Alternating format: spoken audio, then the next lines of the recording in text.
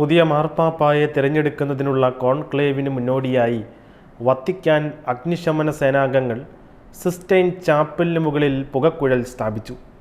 Conclave ആരംഭിച്ചതിന് ശേഷം എല്ലാ കണ്ണുകളുടെയും ശ്രദ്ധാകേന്ദ്രമാകുന്ന ഫലസൂചന നൽകുന്ന പുകക്കുഴലാണിത്. സിസ്റ്റൈൻ ചാപ്പലിൽ നടക്കുന്ന ഓരോ 2 റൗണ്ട് വോട്ടെടുപ്പിന് ശേഷവും പുറം ലോകത്തെ ഫലം അറിയിക്കുന്നതിനായി കർദിനാൾമാരുടെ ബാലറ്റുകൾ പ്രത്യേക ചൂളയിൽ കത്തിക്കും. കറുത്ത പുകയാണ് വരുന്നതെങ്കിൽ ഇതുവരെ പാപ്പായെ തിരഞ്ഞെടുത്തിട്ടില്ല എന്നും, വെളുത്ത പുകയാണ് വരുന്നതെങ്കിൽ പുതിയ പാപ്പായെ തിരഞ്ഞെടുത്തുവെന്നും പ്രതീകാത്മകമായി അറിയിക്കുന്ന സംവിധാനമാണിത്. കറുത്ത പുക പുറപ്പെടുവിക്കുന്നതിനായി ബാലറ്റുകൾ പൊട്ടാസ്യം പെർക്ലോറേറ്റ്, ആന്ത്രാസിൻ, സൾഫർ എന്നിവ കലർത്തി കത്തിക്കും. എന്നാൽ മാർപ്പാപ്പയെ തിരഞ്ഞെടുത്താൽ ബാലറ്റുകൾ potassium chlorate, lactose, chloroform resin എന്നിവയുമായി കലർത്തി കത്തിച്ച് വെളുത്ത പുക പുറപ്പെടുവിക്കുന്ന വിധത്തിലാണ് ക്രമീകരണം.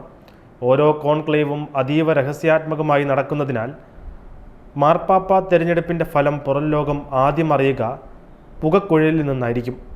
2013 മാർച്ചിൽ അവസാനമായി നടന്ന കോൺക്ലേവിൽ 5ാമത്തെ റൗണ്ട് വോട്ടെടുപ്പിലാണ് ചിമ്മിനിയിൽ നിന്ന് വെളുത്ത പുക പുറത്തു വന്നത്. ഇതോടെയാണ് പാപ്പായെ തിരഞ്ഞെടുത്തുവെന്ന വാർത്ത ലോകമറിഞ്ഞത്.